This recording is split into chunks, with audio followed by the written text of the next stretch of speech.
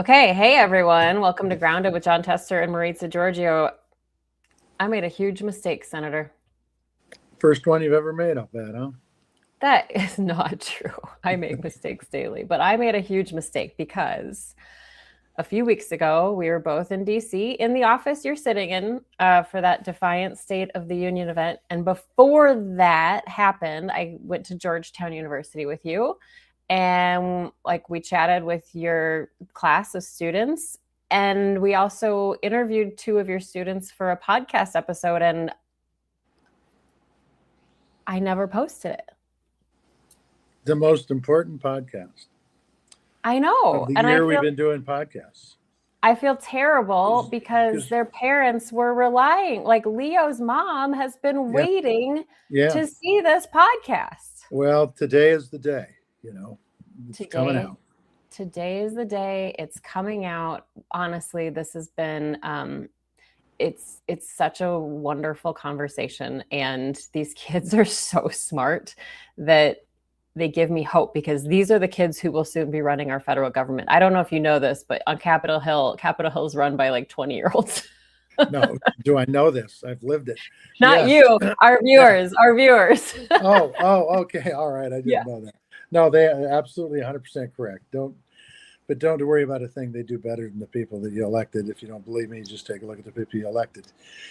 So there you go. Yeah. Okay. So a few caveats about this conversation. You and I look humongous and they look teeny tiny because we're in this tiny little office where you're sitting right now. And just the perspective of the camera, and we didn't have like professional camera gear. So they look really tiny and we look humongous. So we'll just say that. Okay. Well, no, look. I don't think look humongous are. I mean, as I recall during that podcast, you broke a chair. You remember that? Yeah, memory serves me correct. And so that, teeny tiny people don't do that. I mean, Well, so I rewatched this whole thing. I forgot that even happened, but there is an incident with a chair.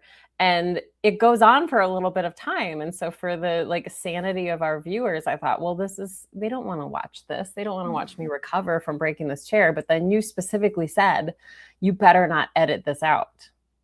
That's right. So I did not. You got to facts are the facts. You got to stay with the facts, So I apologize for this. Okay. But we want to go through a few headlines as long as we're here with you. And then we'll play that conversation with you. Sound good? Sounds great. Okay. Yeah. We're going to get to Iran in a moment because there's a lot to do there. But let's talk about Georgia for a second because they had a special election yesterday for that seat vacated by Marjorie Taylor Greene. We're going to a runoff in Georgia, April 7th. Trump-backed candidate Clayton Fuller and Democrat Sean Harris are the two candidates who will go to that runoff. So here's the deal. You look at the numbers here and, yes, there are way more Republican votes than the Democrat received, right? Because this Colton Moore split the vote with Clayton Fuller, and there's a whole other long list of Republicans. But what I think is fascinating about these numbers is that this is a district that Trump carried with 68% of the vote in 2024. Yeah, no doubt about it. I mean, I think it speaks to the policies that have been put into effect, whether that's tariffs or what's been done with healthcare and access to healthcare, or whether that's the Iran war.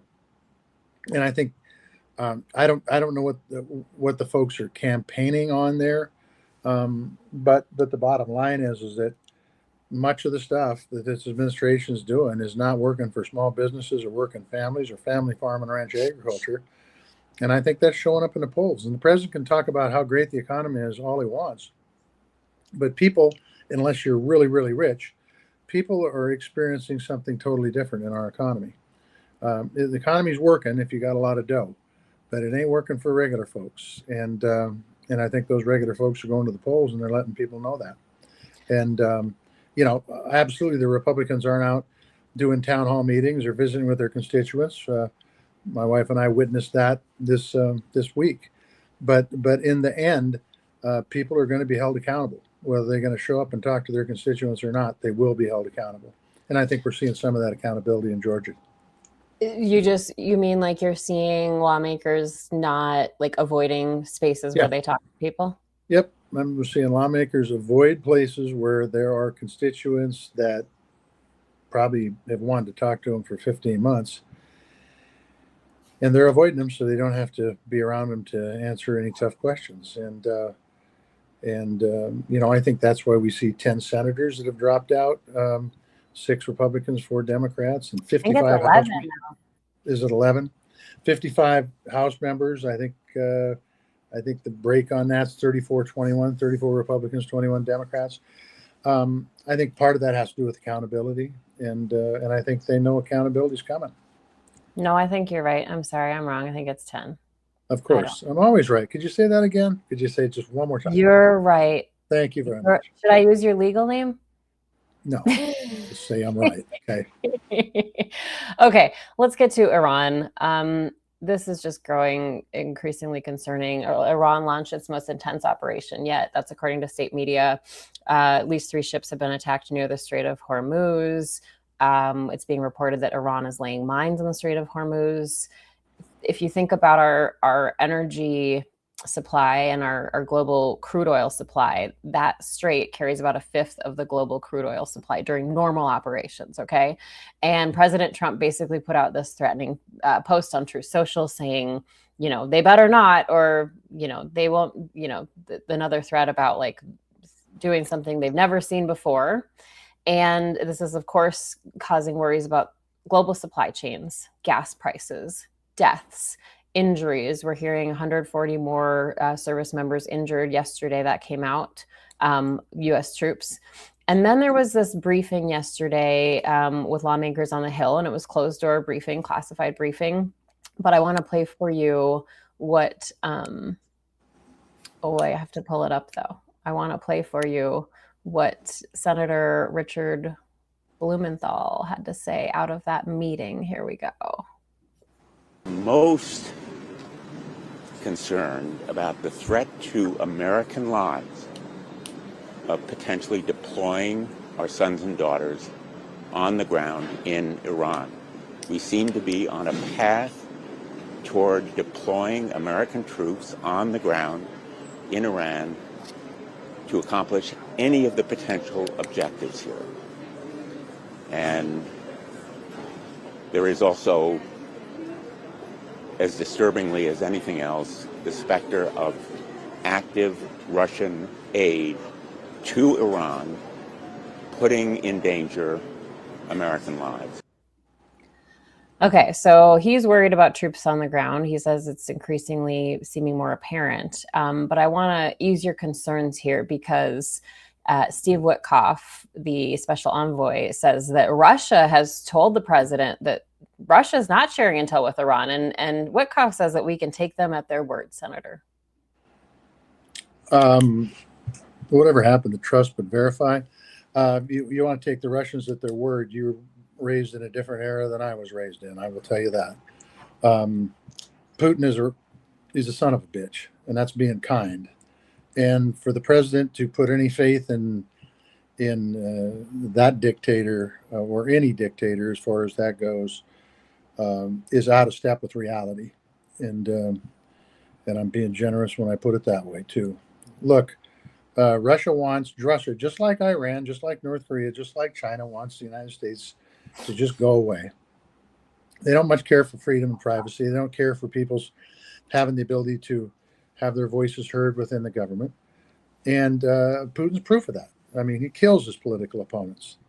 And for Witkoff, who I think spent his life developing real estate, to talk about how they're not sharing intel with Iran, if he ought to check with our intel to find that out, because the truth is that that would be a first.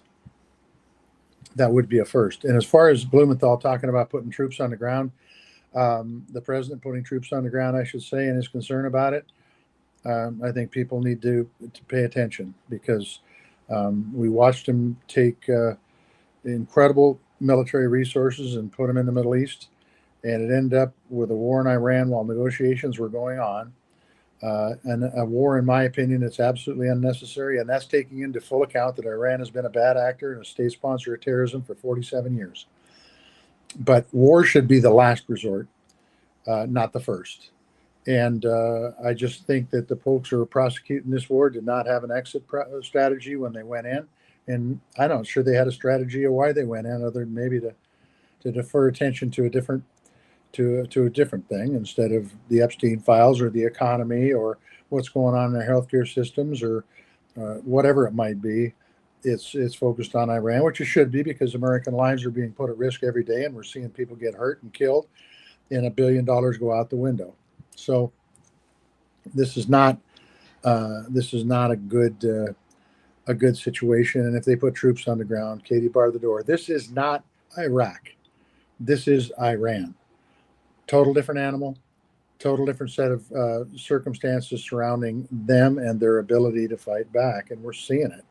And we have the greatest military in the world. There is no doubt about that. And we can bomb the shit out of them. But in the end, my concern is with Iran, is they're going to end up in worse shape as far as being a threat to this nation than they were before the war started. Well, you see what's happening on the ground there. I mean, we played the video the other night when we were on with Tara Setmayer, and the black rain that is falling from the sky, the children who were killed in that missile strike at the school.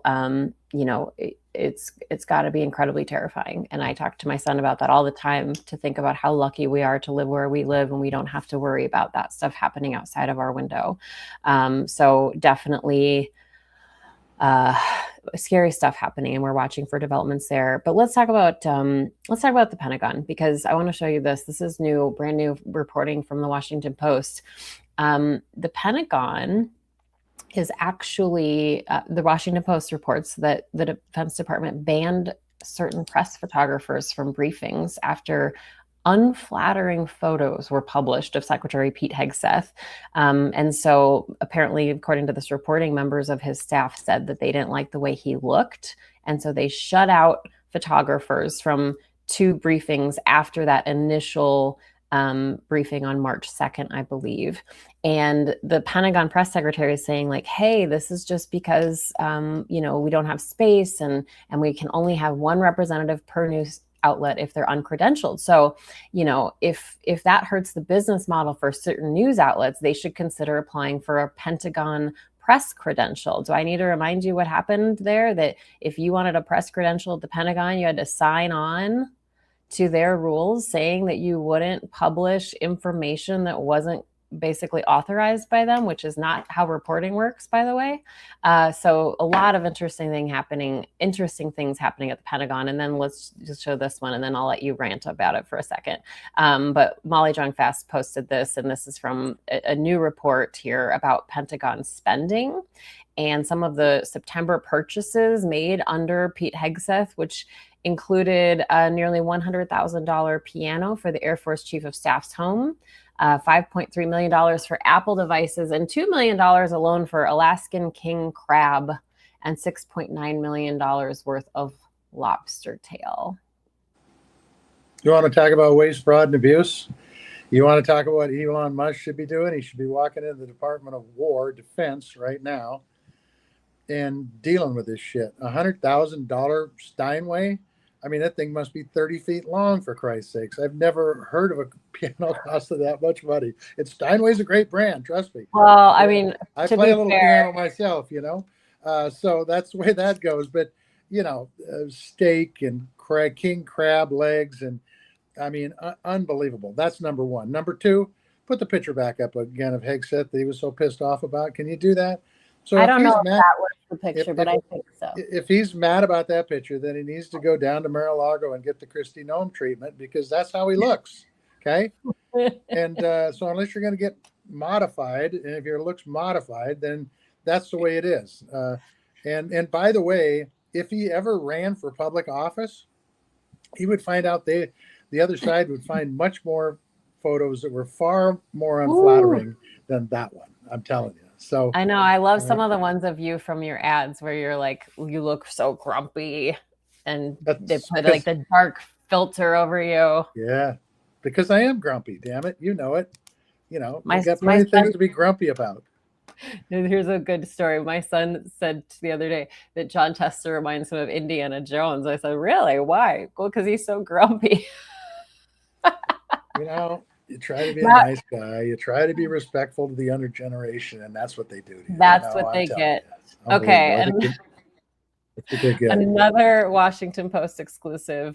Reporters there, this is pretty alarming. Reporters there say that the Social Security Administration's Inspector General is now looking into an anonymous whistleblower complaint that claims a former DOJ employee took your Social Security data to his new job on a thumb drive. That data includes records for more than 500 million people, living and dead Americans, Social Security numbers, citizenship status, birth dates, parents' names, etc., etc.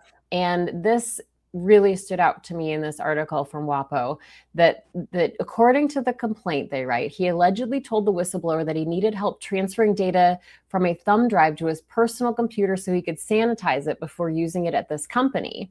And he told another colleague who refused to help him upload the data because of legal concerns that he expected to receive a presidential pardon if his actions were deemed to be illegal. That's according to the complaint.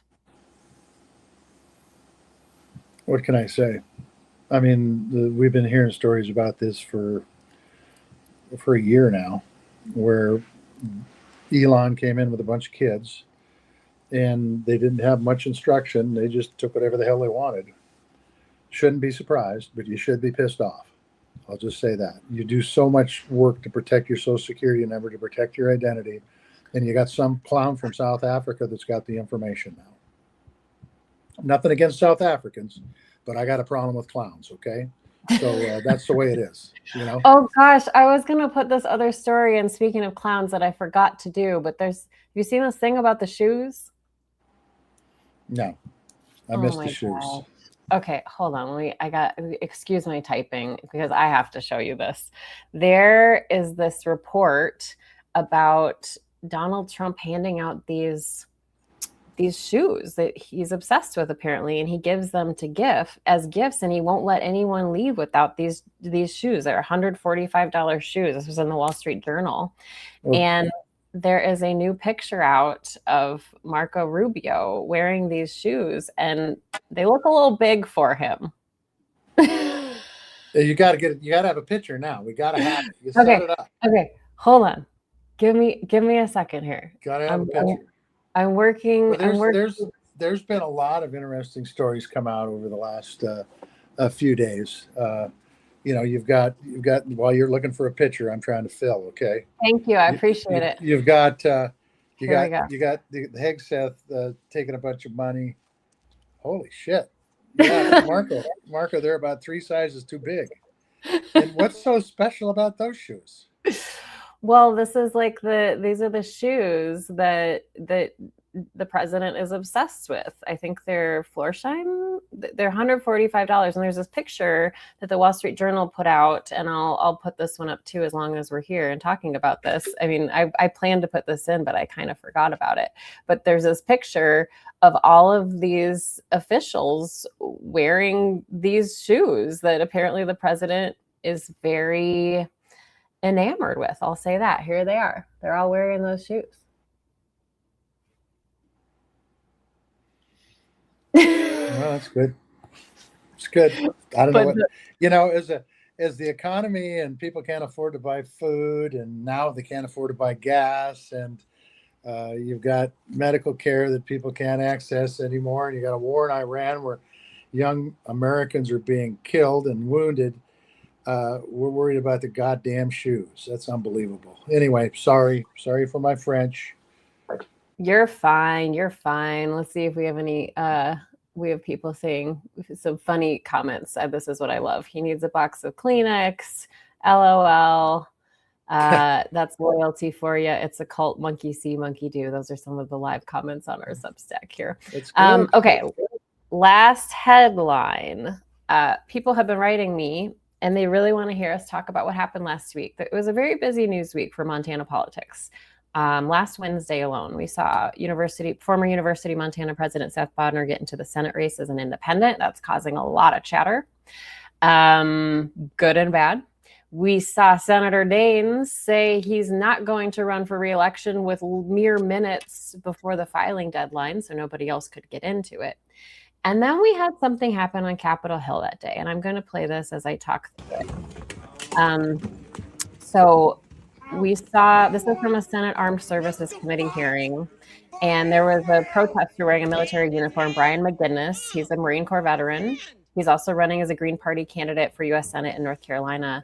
And you see this here, and he spoke up. He was protesting, and we saw Senator Tim Healy get up of Montana and step in with those Capitol police officers. Now,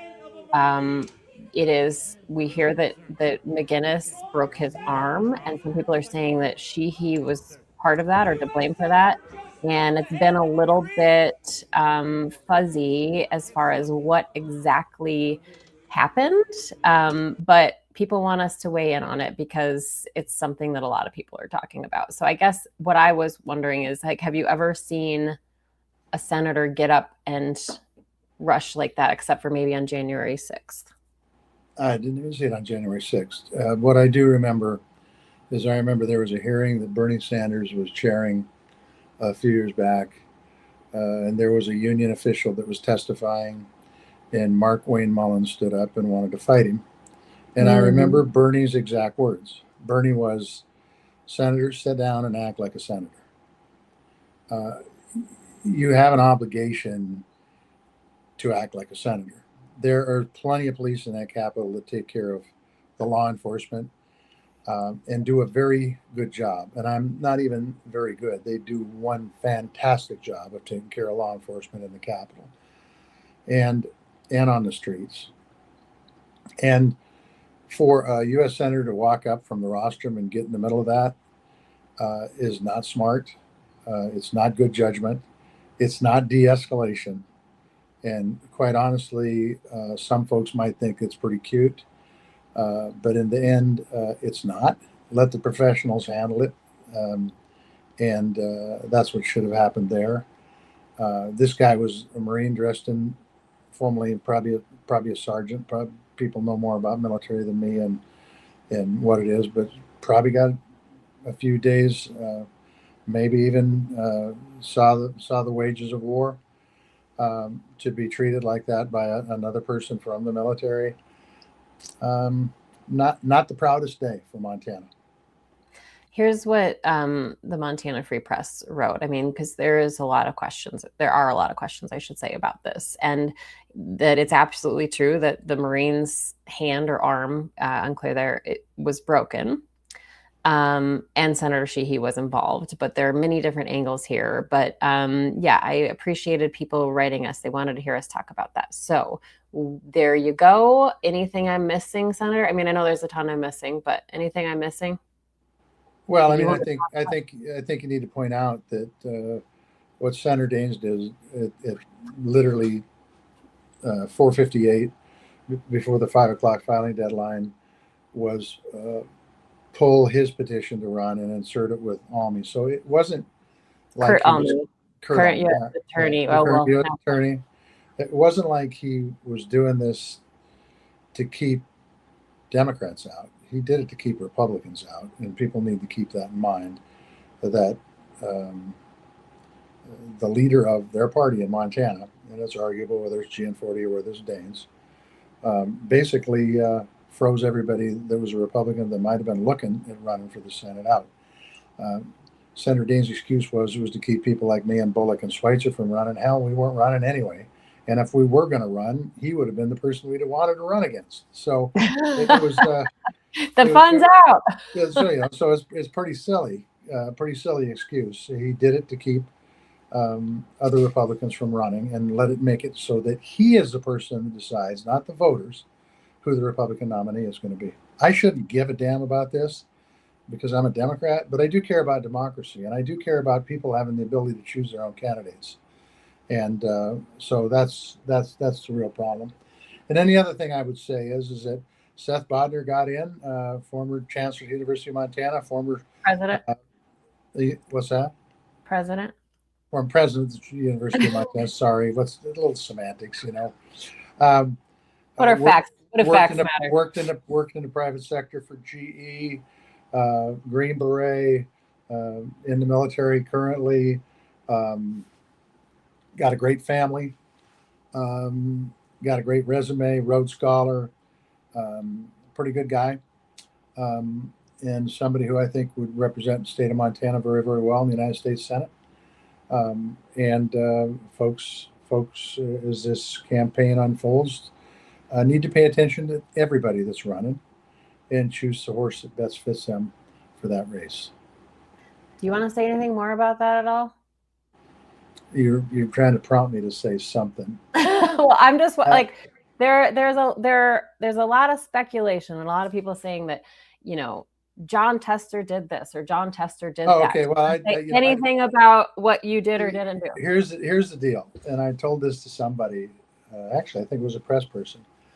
I did the same thing I'm doing here in Georgetown at the University of Chicago last year, and one Marisa Giorgio mentioned to Seth Bodner that maybe U of M should have me do some sort of fellowship there. Now it's tough. No. That's actually not like he actually said maybe Jon Tester wants to do it. Okay. He said it.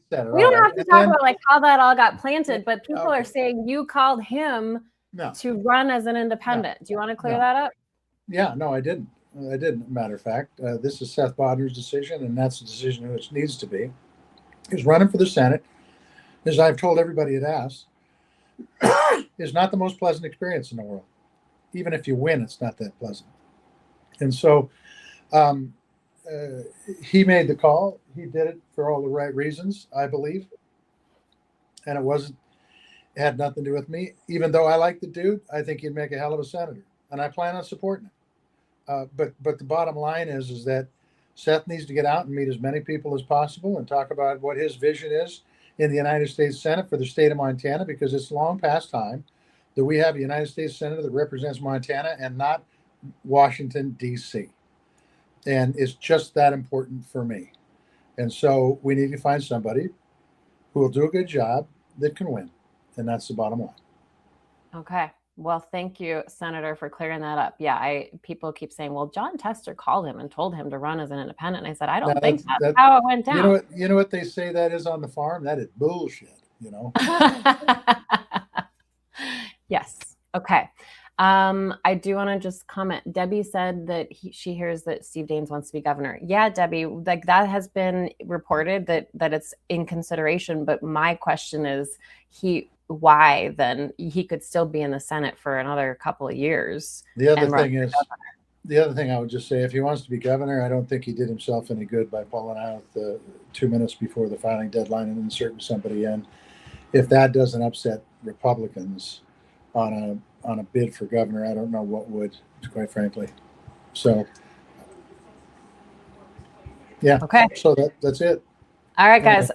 Thank you for this long headline chat, Senator. I would like to play now for you this conversation we had with these lovely Georgetown students. I think you'll be very impressed with them. And I apologize to your parents for delaying this episode.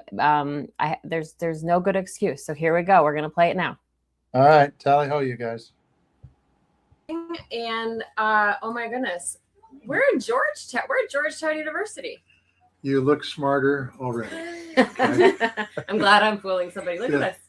I got this for my son.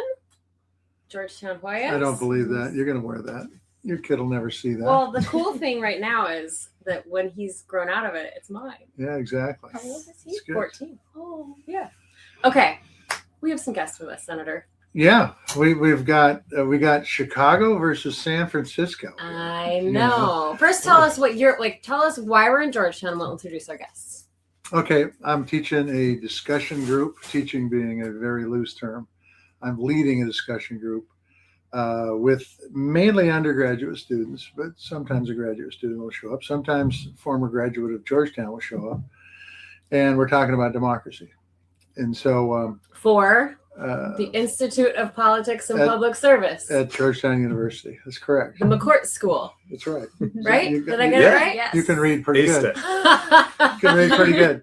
At any rate, what's cool about these fellowships, and I did one at the University of Chicago last spring, as you may remember if you've been watching our podcast for a while, is that I get to work with, and this is no baloney, and don't let this go to your heads, okay? But some of the smartest young people out there. These kids are white hot, nuclear smart, and no pressure.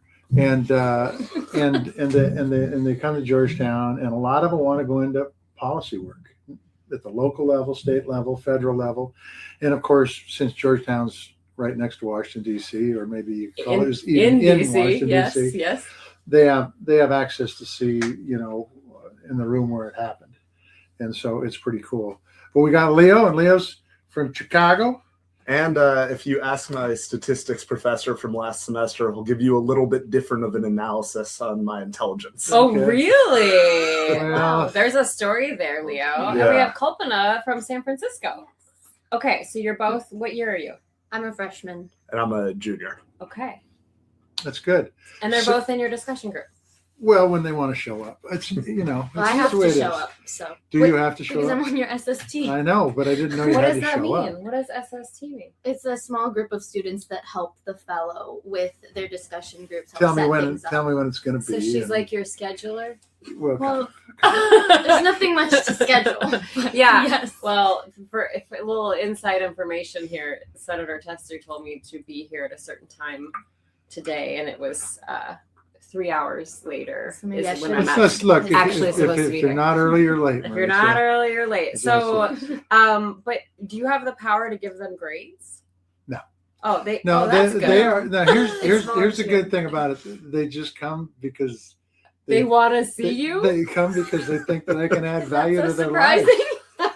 Unbelievable, huh? It's like people who watch our podcast Yeah, because and they want to everybody- hear what we have to and- say. It's And crazy. they just thought I was the eye candy, but now hey, yeah. it works out. No, it works out. So we can talk about some specifics, but I do want to hear from you both. I know it's hard to believe, but I'm way older than you. Not as old as him. But you do not look like you're in college anymore. Okay? I'm not in Okay. college anymore. And I hear from so many of my friends with kids in college or high school or younger that their kids aren't interested or not engaged yet in politics. They're not paying attention to the news. Like, I know that you're at Georgetown and you're all both in political science. So you're exceptionally different from a lot of other people your age. But what do you hear from other people your age in your generation, maybe who aren't as honed in on these things as you are? I mean, like, what are your observations of your peers? Yeah, I think I was in 6th grade when President Trump was elected for the first time. I barely remember anything from the Obama presidency other than once I was going to the local gym by my house in Chicago and he happened to be playing basketball and I saw him. But I do remember the murder of Michael Brown in Ferguson and the rise of the Black Lives Matter movement. I think that our political awakenings were Trump 1.0, the Women's March, Parkland, and George Floyd. And we don't know anything different than the pandemonium and the craziness Chaos. that we're seeing. And I don't think our generation knows a normal politics. I don't think we know decorum. I don't think we know diplomacy. And I don't think we know dialogue. That's what makes organizations like the Institute of Politics here at Georgetown so unique. But I also don't necessarily buy into the idea that our generation is not politically engaged. I think there's way more exposure through social media and through technology and the internet to politics than any other generation would have had before. I agree, At that 100%. age, yeah. If you look at voting rates, they obviously have not necessarily, among 18 to 24-year-olds, they've not necessarily increased, but there's not been a substantial decrease at all. They're around the same place that they were in the 90s. It might be that young people aren't voting. I would also point out that if you were 6 years old when Trump, sixth grader, Sixth grader. sixth grader, okay, Probably sorry. 11 years old. 11 years old when Trump first got elected, you have looked at every president as being somebody in their late 70s or 80s. Oh, Yes. yeah. I think, I would agree with everything that Leo said. And I think that in addition And to you like, were a fourth grader. no, I was a fifth grader. Oh, fifth grader. Yes. Okay, all right. I am a freshman, but I took a gap year. So Okay. I'm only a year. Good younger than him. choice. Yeah, and I worked in city government for that year.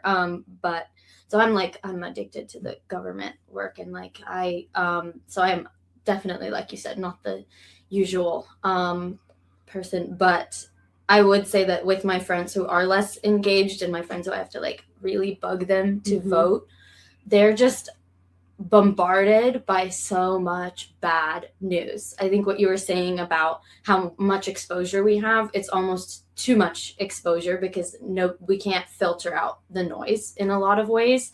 And so people shut down. But I do see a lot of people our age being engaged. Maybe they're not voting as much as I would like, but they care. And I think that we see candidates that are able to get young people out, for example, in New York in higher rates.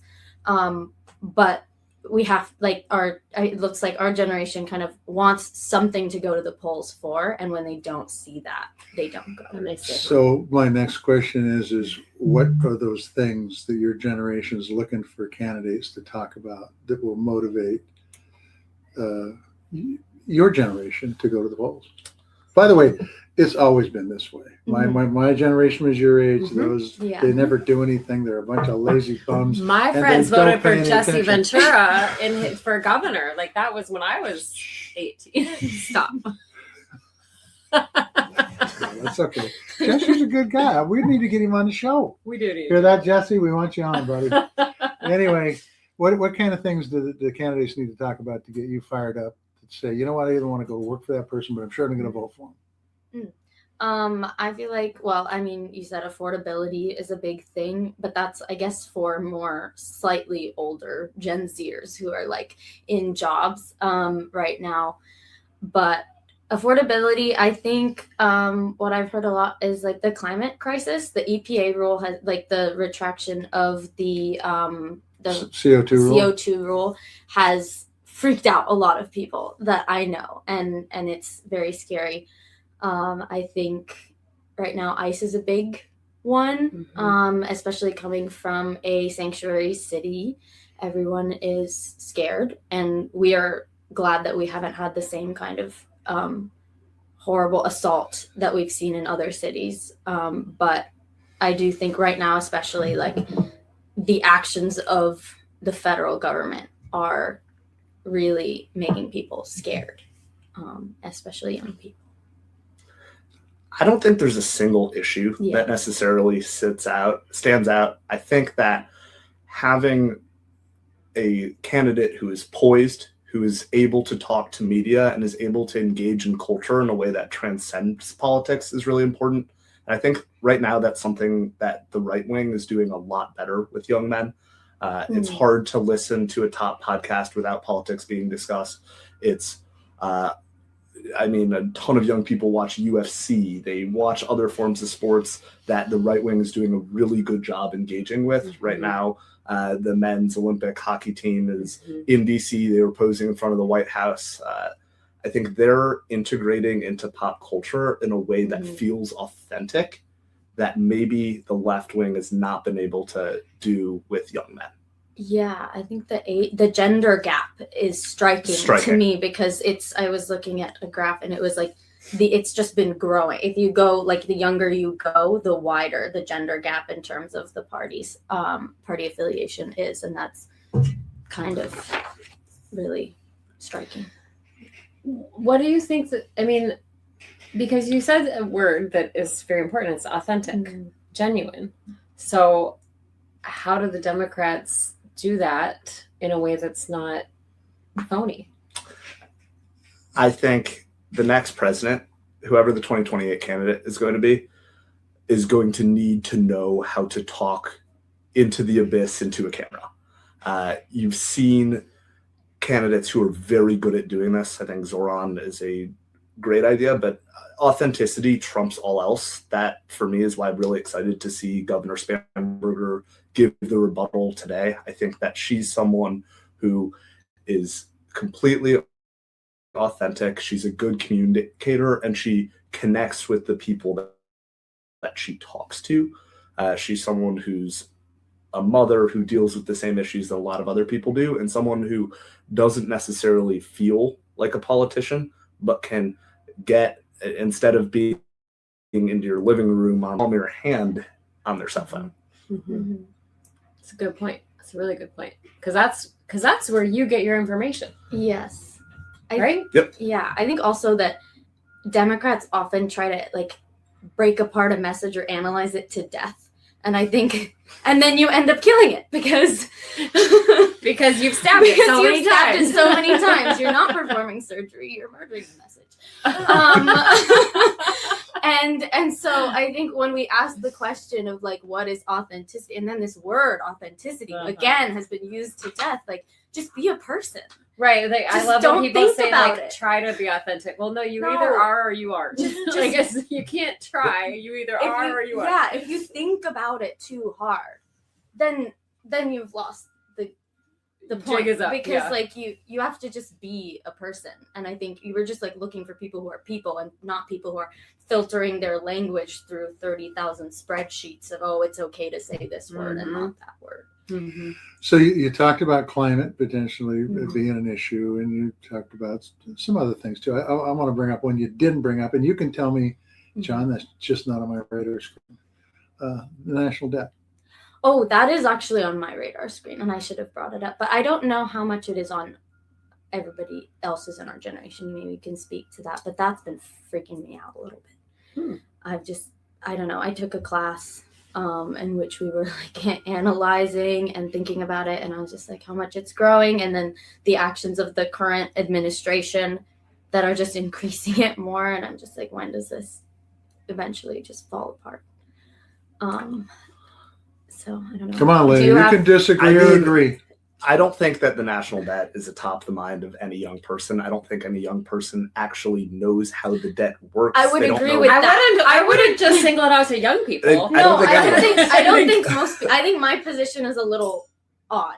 I think I don't it's- think unique. other It's people. unique, Yes, yes. I don't think other people are thinking the way I've that been- I'm thinking. I've been accused of that too, so I- it's okay. I think it's a problem, but at the same time, as we saw in the last election, people's judgment on the economy and how they're doing in the economy is not necessarily in how the stock market is performing or what the national debt looks like. It's on if they can afford the things that the parents did, Exactly. Yeah. if they can graduate college and actually live in a city like they want to, if they can get a job that pays enough that they can put down money to think about buying a house. It's the fact that home affordability and other forms of affordability are just beyond comprehension Mhm. or beyond reality at this point. Yeah, I would agree with that. You guys, one or both of you mentioned. Did you both mention ICE? You mentioned ICE. I mentioned ICE. Did you mention ICE? No, You but don't I, have to. but I definitely think it's top of mind. Okay, Yeah, good. it's So tell me why it's top of mind. What do you see as the concerns with ICE? We could tell you what Yeah. our concerns are, Mhm, but we don't count. You Yeah, we guys want to do. hear from you. I think first, President Trump was elected in no small part because of his focus on immigration, but especially the border. And I think Americans overwhelmingly support Trump's efforts to limit border crossings, and it has been the defining success of his second term. But the tactics that immigration enforcement is using in American cities, like where I live in Chicago, and at secretive detention immigration facilities where children are being locked up, that is both illegal, it is immoral, and it is cruel. I think locking up children, targeting people based on their appearance, violating court orders, and refusing to follow the rules every other member of law enforcement is required to follow are against everything we stand for as Americans. And I personally applaud the congressional Democrats right now that are taking up this fight in terms of the Homeland Security funding. I would also say, like you said, we get everything on our phones, and that includes videos of ICE shooting U.S. citizens. And the thing that has been especially prevalent right now is like I was talking to my friend, and she saw a story about a woman. I think it was a white woman. She had diabetes, and ICE detained her and they wouldn't allow her to get medical attention and get her insulin. And my friend has diabetes. And so she saw someone, that was something that she's been afraid of, like being stuck somewhere without her insulin. And she was like, and it was a white woman. She's a white woman, right? And I think a lot of people who thought that they would never be touched by this issue are seeing people who look like them get killed or hurt. If you talk to some of your student body folks about that, do they all feel about the same way you do, or some of them not know what's going on, or what is it? Is this a fairly common theme with the folks that you're around? For me, yeah, I would say it is. And like, it depends on who is like to the level to which we talk about it. But I think I've probably mentioned it at least once with almost everyone I know. But yeah. I think there's broad awareness of the atrocities which ICE are committing and the recklessness with which they're prosecuting their job. Yep. Yeah, that's interesting because there's a lot of folks that are in my generation, in my neighborhood, that watch nothing but Network Fox. And a lot of them aren't aware of the stuff that's going on. It's just a matter of Fox not covering it. Or if they cover it, they just touch on it and move on to something else, like the weather in Maine, which is always fun to talk about. And I'm from Chicago, and I don't live in a neighborhood with a large immigrant population, but when ICE took over Chicago, they still came to my neighborhood. And anyone who looked like they could have been an illegal immigrant, largely service workers and landscapers, were being asked for their papers. So you mean anybody who had brown skin or darker skin? Yes. Is that what you mean? And that is overt racial profiling. Right. And Yeah. the people and the videos from my neighborhood, which is a peaceful residential neighborhood, it is not people who would be called professional protesters or people who have probably ever protested anything. It is upper middle class white people out there leaving their houses, getting pepper sprayed by Right. police in masks. Same in Right. Minnesota. Same Yeah. thing in Yeah. Minnesota. So do you, again, like, I know that there's an asterisk on this because you two are both studying politics at Georgetown, but do you have friends in your friend groups, either here or at home, that say like, oh no, I don't want to get involved. I don't want to talk about it. Oh! Whoa, you broke the chair. That says Ladies more and about the chair gentlemen, than it does about you. People talk about my bulk. Now you know the real problem. Oh my God. Here, I wait, think push. it's- I think it's on the other side. Here, push the thing. Push. Wait, what? Thing? I think it's just a I hope chair. she There- doesn't delete this when I she can't. fixes There- this tape. Is I'll there? just tell you that. Oh, this thing. No, No, I think I it's could- that. I It's can't just see No, supposed it. to on be the like other this, side, right? do you see the lever? Yeah, but Push it in. Oh, There is you it go. not supposed to lean back? There you go. Oh. Okay. So you didn't break it. So no, come on. Say she broke it. Please say He she just broke wants it. to say, yeah. He just Yes. wants to, yeah. That's it. Here's something that you should always do: is make a joke about a woman's weight. Slam dunk every time. You know, Actually, it's just- anyone's weight. Let's it's just like, good. yeah. Well, right. It doesn't stop you, okay? So But I was asking you if you have friends in your, okay, two questions.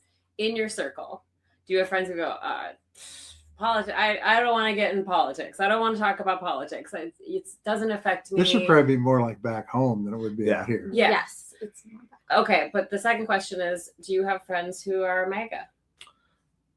I have, well, interestingly, first at Georgetown. I think Georgetown's an incredible place in which there's a wide variety of viewpoints and backgrounds and geological or geographic diversity. And I'm really lucky to have friends who have very different opinions than me. That being said, back at home, I felt like I grew up in a very liberal bubble, one in which I identify as a Democrat. I've interned in Democratic politics, but I felt that it was too uniform and I was uncomfortable with that. Now that we've gotten a little bit older, I definitely do have friends that are Republicans, and I respect anyone that I can have a reasonable conversation with. And that's the kind of stuff that I seek out. I get really bored in spaces where I agree with everyone. That's good. So I value. So what do those conversations look like? I mean, I try to keep it focused on specific policies. I think ICE is a big one. I think Doge was a big one when that was happening. Sure. And I think it just depends on who that person is and what they care about. Yeah, I would say coming here, I've definitely met more people with different opinions because San Francisco is a bubble. But I do have friends from San Francisco who are, they're older though, they're not my age, who are Republican. And I have a few Republican friends, but I've never figured out what flavor of Republican they are by talking to them. Oh, interesting. So I mean, I never, maybe I should just go right out and ask them, are you MAGA or not? But well, you don't have I don't to. have I don't to. think you Yeah, I have don't to. think I didn't feel the need to because Yeah. we just have It conversations. doesn't get in the way of your friendship. No, about policy. And so I see, okay, they're like, okay, they support this thing. I don't, whatever. But there's many different shades of red, I would say. And Yeah. Just like blue. Yeah, just like blue. So I don't know. I don't know if they're MAGA or not. But I do appreciate the conversations I've had with them, though I have gotten frustrated more than a few times. But I think that's useful. Yeah. Good exercise. You want to talk about AI for a second? You go for it. It's You laying like- out on the AI? So, what's your guys' awareness on AI? What do you think of it? I went to a discussion group for geopolitics last semester for it every time with Senator LaFonza Butler, and that was really interesting. And she I talked just- about AI? she That was talked her whole about- discussion group? Yes, it was all about AI and the worker, which was really interesting, and it made me think a lot. It made me much the more worker, like interest- employees, like labor. yeah, like how basically. it's going to. I mean, this How- is happening in my profession in journalism. News Yeah. organizations are using AI to write copy. Yeah, and so I think it's dangerous if we just leave it unregulated. But then there's also the issue of we don't understand it enough to regulate it. But then we had that same situation with previous tech where we're like, okay, we'll regulate it later, and that didn't work. So I feel like we need to kind of be proactive without being like, okay, we're just going to stop everything, because you can't. But it does concern me, and specifically with academics, it concerns me because I feel like if we use something else to think for ourselves, then we're not going to develop the ability to properly critically think, and that does bother me. Yes. So- when I see So, do you think, let me ask you this, because there's a debate about this right now. Do you think humans ought to be in the loop on every AI decision? every AI decision. Who else would be in? Yeah. What do you mean? Wait, what is you every just AI let AI decision? let AI make the No! decision? Rogue AI, What? Attack of the Robots. Haven't No. you seen? Like- oh, I know the answer to this. He hasn't seen any movies, but Wait, we were just. iRobot. What I have are not you seen thinking of? iRobot. No, I was thinking of Commander Data and Star Trek. But Oh, wait, there's that There too. you go. he's a benevolent. No, there are AI, some. but There's some that want AI to just What? If they, of do course, things. To make its You own actually destiny. talked about this. You give them a decision to make and let them make the decision, and there's not a human to double check it. Oh, I don't know. On its own future? No. So- Dropping a bomb somewhere. I think you're seeing that play out at the Pentagon right now in terms of Anthropic and their Yeah. dispute. That's correct. I would not want that. I with gotta weapons. go. I don't want specifically with life and death situations. I feel like I would not want it to be No. not supervised by a human. At least At for least not right By the now. way, how did you find out about that? And the AI with them? That's fairly new stuff. Those I articles read a released. little bit more New York Times than most people my age. Is that your It was is that in the your morning, go-to I source? think. Generally, New York Times. I listen to the Daily, Okay. and Every day. then most days, Yep. and then I scroll a lot of Twitter. Twitter. Oh, thank you for calling it Twitter. Well, yeah, where do you get Um, your news? I get also New York Times because Georgetown gives us access to the New York Times. Oh, so it's like, nice. okay, and they sent too many emails. Whoever's in the New York Times, don't send somebody. Press unsubscribe. I did. I'm telling you, I did. But I look through the morning there's one every morning, and they have like the news articles of every day, and then I also I look at news outlets posts on Instagram, which they have, and then they'll link to articles. Yeah.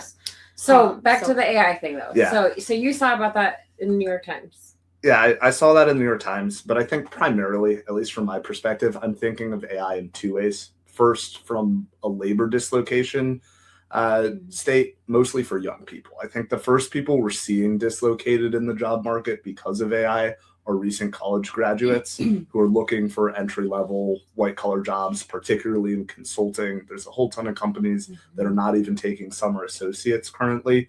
And I think our generation has been told that go study computer science or go study business. And now AI can do all of those things already in its current state. And this is before you even introduce things like vibe coding.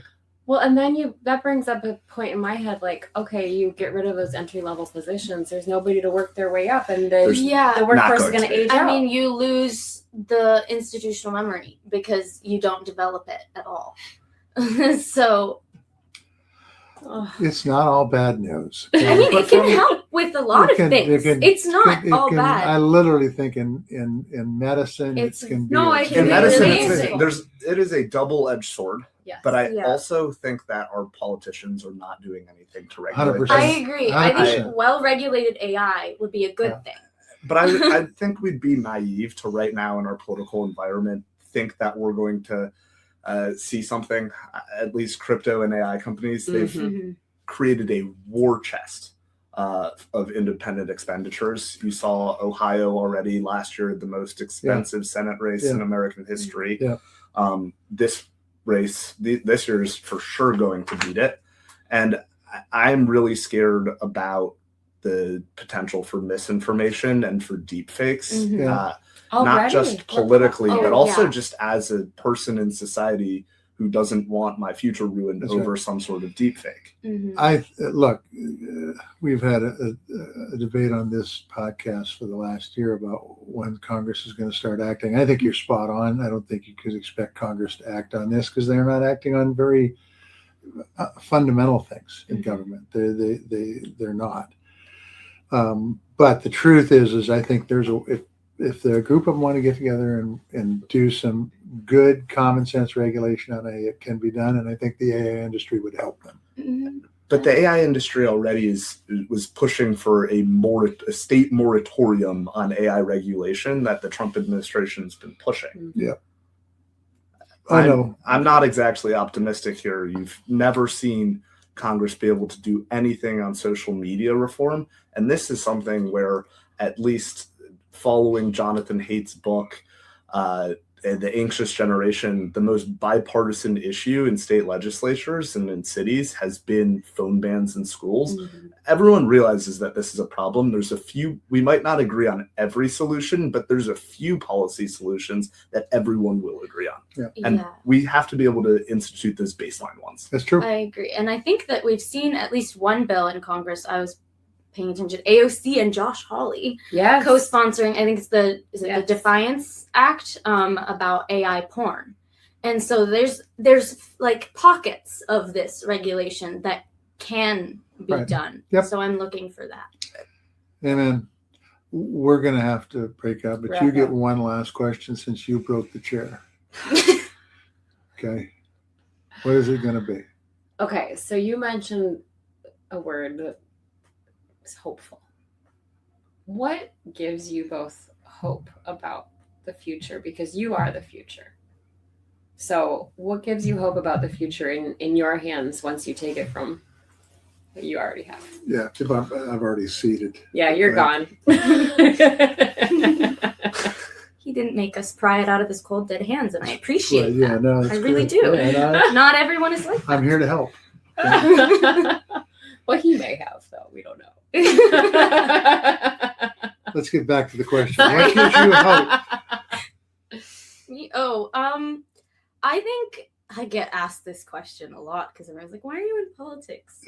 Are you not just depressed every day? Yeah. But I see people in like the worst circumstances, still standing up and still fighting in much worse circumstances than I am, and just taking risks, and that I don't know that we don't expect people to take. Like, for example, in the cities that ICE has ravaged. And so I've also seen some new government leaders pop up. Like, I'm a progressive Democrat, so yes, Zohran Mamdani is really exciting to me, but also the less flashy ones. I'm a big fan of Congresswoman Pramila Jayapal. I think she's a really fantastic leader. And so I look and I see people, they're not in the majority, but they're there and they're fighting. And that gives me hope, because I can see people that are working on behalf of my future who I grudgingly trust as long as they continue to deserve it. And that makes me hopeful. I like that. As long That's as they nice. continue to deserve it. No blind loyalty here. That's right. That's good. We That's the way need it more should of be. that. I think part of this technological innovation does give me hope. I think there's going to be a push towards more humanistic jobs, things that humans can only uniquely do. And I think weirdly that might save us from this highly technologic world that is not authentic and not reality. But I am also hopeful about the amount of young people who are running for office.